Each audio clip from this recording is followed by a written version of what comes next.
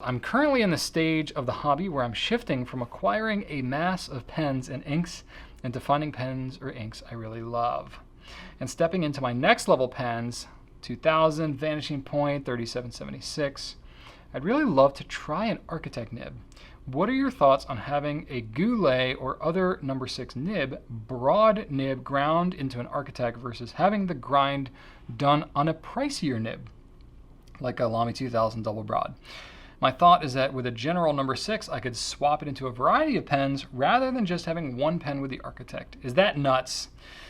Mike, no, I don't think that's nuts at all. I think, like most things, there's a fine line between being crazy and being a genius. And I think in this case, you might actually be a genius. No, I think the tendency is, okay, I'm paying for this grind. You might pay $30, $40, $50 for a custom grind like this Architect.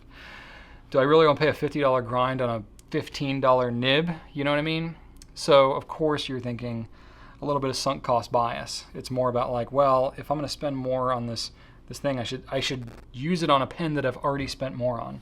Well, it depends on what you're going to use it for. I think that Architect nibs aren't ones that particularly benefit from the aspects that a gold nib provides per se.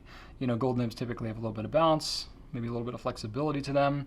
That's really not what you want with an Architect nib. You want it to be a very fine line. So for those of you who've never seen what I'm talking about, Architect nib is ground. They basically grind the sides of a really broad nib, so it ends up being kind of like a blade. If you think about your normal stub as kind of this flat one, and it's got a very thin cross stroke and a very thick downstroke. That's pretty common. A lot of pen companies have that. A lot fewer of them have an Architect grind. It's a little bit more technical. It's harder to grind.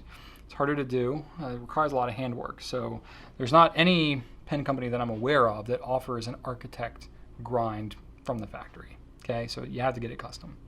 So they grind the sides, so you end up with a very thin downstroke and a thicker cross stroke. And you have to hold your pen at a very specific angle to be able to make that happen. And you can't really put a lot of pressure, you can't really get a lot of bounce and stuff like that. So in terms of having a really expensive pen and having a nib that really you'd see a lot of benefit of having some of that softness and wetness and these types of things, that's not particularly in and of itself to an advantage with an Architect nib. You want proper flow and you want it to be a nib that's going to last a long time and these types of things. So you should take that into account. But a really good steel nib, like a Jowo steel, is going to be, I think, worthy of a nib grind like this. You know, if you know you love the Lamy 2000, you love that pen, you love everything about it, you want to use it all the time, sure, like consider getting the Architect grind on that. You know, but I don't think there's anything wrong with getting it ground on a steel nib that you can swap in between other pens. Then you can carry other pens around. You can use your Architect as you want in a bigger variety of ways. I think that's kind of smart. So I like your strategy. I think it's kind of cool, honestly. Like I have a Lamy 2000 that I had Mark Bacchus grind into an Architect from nibgrinder.com. And it's cool, but I know that if I want to use an Architect nib, I've got to ink up that pen. And maybe I don't always want to carry around a Lamy 2000 for whatever reason. Or if I want to change colors a lot, and I'm like, it's a piston filler, it takes a little bit more work to clean that out. Dang, okay.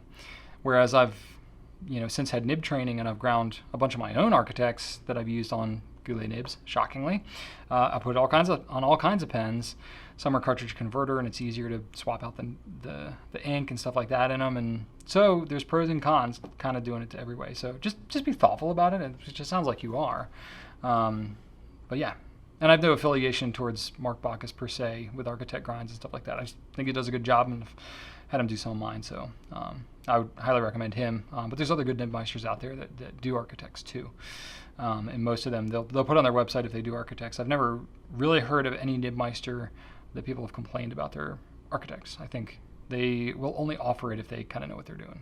And it's kind of a technical grind, but it's not the hardest thing in the world to do. I find that like triple extra fines, quadruple extra fines are more difficult than Architects. Yeah, so there you go. Hope that's helpful.